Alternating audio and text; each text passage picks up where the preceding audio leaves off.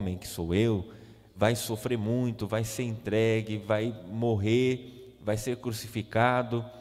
E aí o que acontece? Pedro chama Jesus à parte, né, para tentar dissuadir Jesus. Não, que isso não te aconteça, né, não tem necessidade dessa cruz, né, essa coisa, esse sofrimento.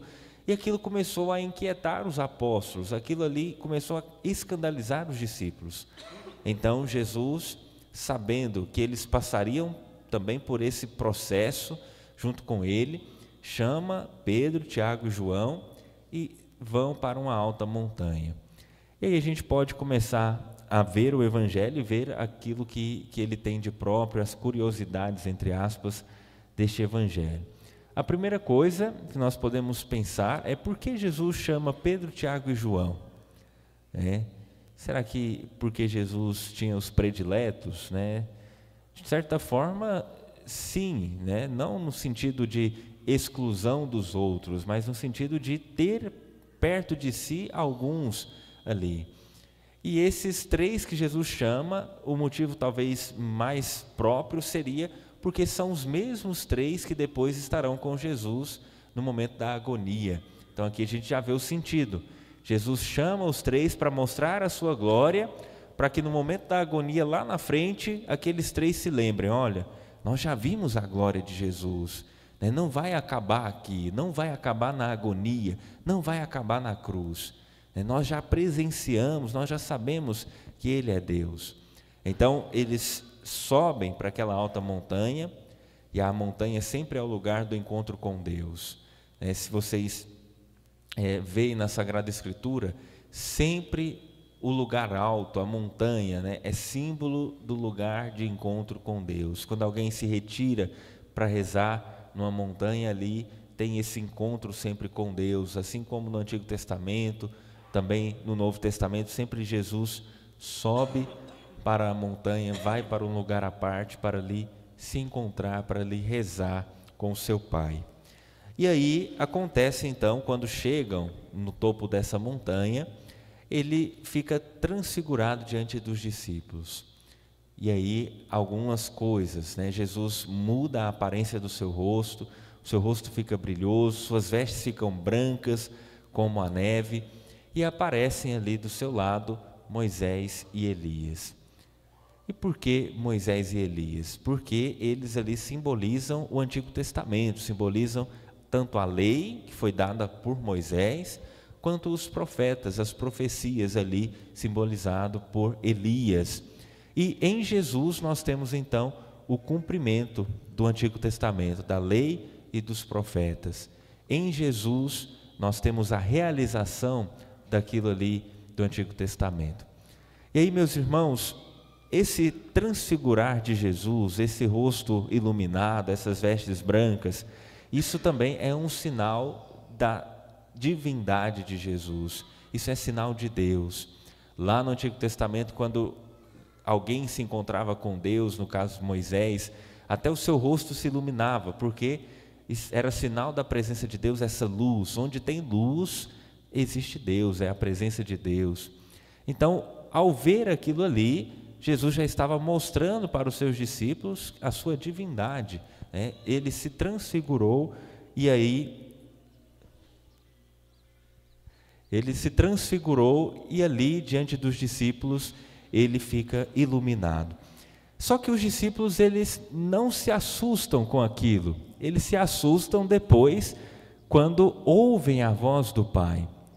Imaginem vocês, se eles não tinham se assustado até ali, ver Jesus iluminado, ver Moisés e Elias ali ao lado de Jesus, não, para eles estava normal, né? Tão normal que Pedro até toma a palavra para tentar, né, falar alguma coisa ali, para tentar, né, fazer alguma coisa, e Pedro sempre na sua impulsividade, né? Se vocês olham na Sagrada Escritura, sempre Pedro é aquele que fala muitas vezes sem pensar, aquele que fala o que dá na telha, aquele que faz o que ele tem o impulso ali, né? E ali Pedro já começa: Senhor, vamos fazer 3 tendas aqui, uma para ti, uma para Moisés e uma para Elias. No Evangelho de São Lucas diz que Pedro não sabia o que estava dizendo. E de fato Pedro não sabia o que estava dizendo. Por quê? Construir uma tenda é sinal também de divindade. A tenda era o lugar da habitação de Deus. Lá no Antigo Testamento, vocês veem que Deus pediu para que Moisés construísse uma tenda para colocar a Arca da Aliança. Então a tenda era o lugar onde Deus habitava ali, simbolicamente. Então quando Pedro diz que quer construir uma tenda para Moisés, para Elias e para Jesus, Pedro está colocando os três no mesmo nível, mas eles não estão no mesmo nível, né? Ali justamente é o contrário que Jesus quer mostrar. Jesus é Deus, Jesus vem cumprir aquilo que Moisés e Elias já tinham profetizado, já tinham prefigurado lá no Antigo Testamento. Então não podia construir 3 tendas, né? Porque somente Deus, somente Jesus, né, poderia ter essa tenda, essa morada, essa habitação. E aí, meus irmãos, aparece então um outro elemento, e aqui a bonita manifestação da Santíssima Trindade. Na Sagrada Escritura nós temos algumas manifestações do Deus Pai, Filho e Espírito Santo. E a partir daí nós temos essa certeza da Santíssima Trindade, a certeza do nosso Deus, que é o único Deus em 3 pessoas. E aqui nós vemos claramente e distintamente essas 3 pessoas. Primeiro, Jesus, que está ali transfigurado diante dos discípulos, depois a voz do Pai e depois a nuvem, né, luminosa que cobre o lugar com a sua sombra.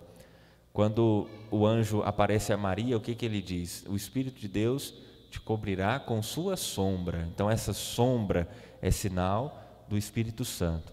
Então aqui nós temos o Pai que fala, né, e o que o Pai fala? Este é o meu Filho amado, escutai-o. Ali o Pai revela a divindade de Jesus, este é o meu Filho.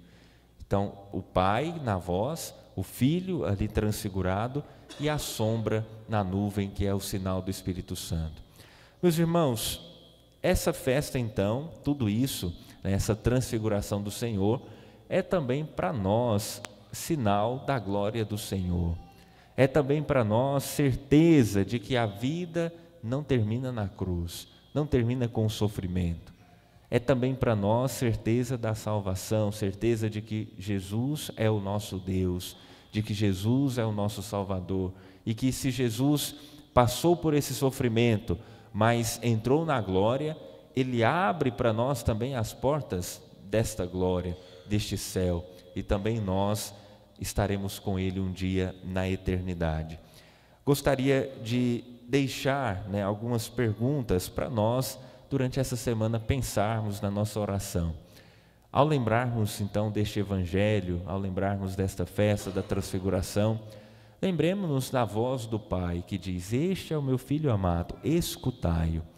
E a partir daí pensemos, né, como anda a nossa escuta de Jesus Cristo, né, como temos escutado a voz do Filho amado do Pai, como temos escutado a voz do Pai que nos indica o caminho. E a partir daí, meus irmãos, pensar e rezar sobre isso, né? E também, queremos construir uma tenda para Jesus, ou queremos construir 3 tendas, né, igualando Jesus com tantas outras coisas na nossa vida, assim como Pedro queria igualar Jesus, Moisés e Elias. Será que também nós não estamos fazendo coisas erradas nesse sentido, de não dar a Jesus o destaque merecido, de não dar a Jesus a glória merecida por ser Deus, por ser o Filho de Deus? Pensemos então sobre isso na nossa oração, né, nesse escutar a voz do Senhor, escutar a voz de Jesus e aquilo que estamos construindo no nosso coração para que Jesus possa habitar de verdade. Louvado seja nosso Senhor Jesus Cristo. Para sempre seja louvado.